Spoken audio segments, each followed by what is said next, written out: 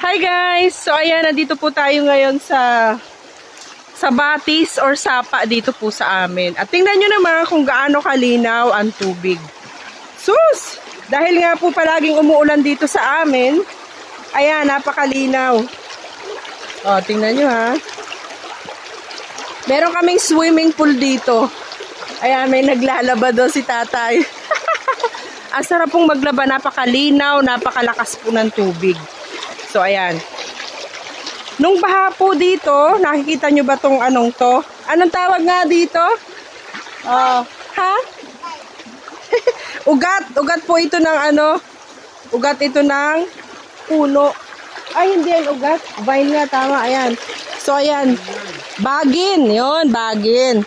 So, dito po humahawak yung mga tatawid mula po doon sa kabilang ibayo papunta dito kasi tumaas ang tubig nung kasalukuyang umuulan na malakas. So, ayan.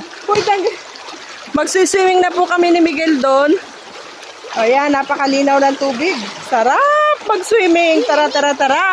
Thank you for watching. Follow for more. Bye!